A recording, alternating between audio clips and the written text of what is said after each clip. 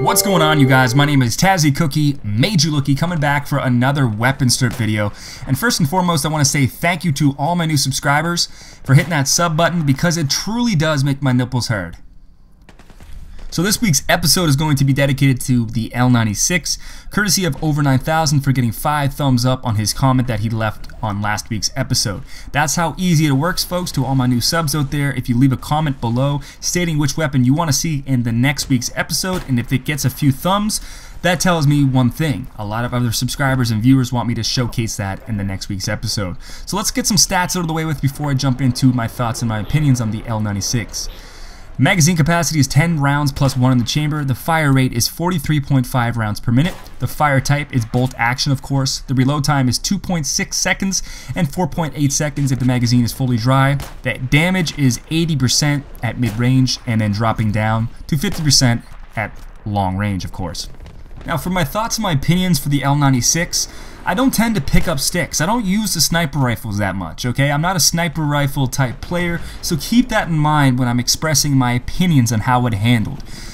Now, I found it was just bulky. It felt like I was running around with a big 2x4 in my hand. Maybe this is something that you come accustomed to with after X amount of hours on the battlefield, and you just learn how to adapt to it. But for me, it was getting out of my comfort zone, and that's what Weapon Strip is all about. It's about me showcasing gameplay that you guys want me to use and try to see if I can adapt to which weapon you kind of might be a little bit more familiar with.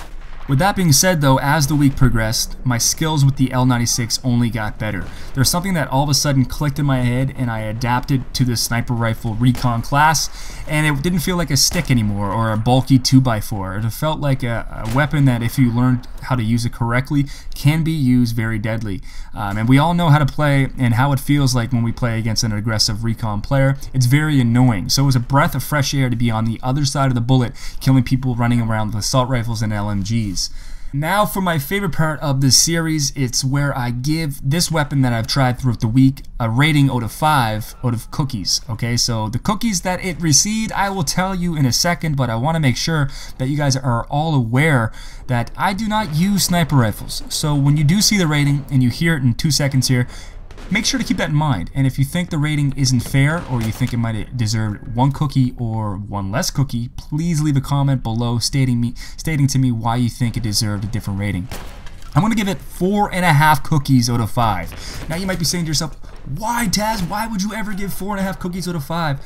The reason is because I had such a great time mixing it up a little bit and jumping into the mind frame of a sniper. So I had a great time with it, and I found that if you did connect with a bullet on your enemy, it was a one-shot kill almost every time in my circumstances.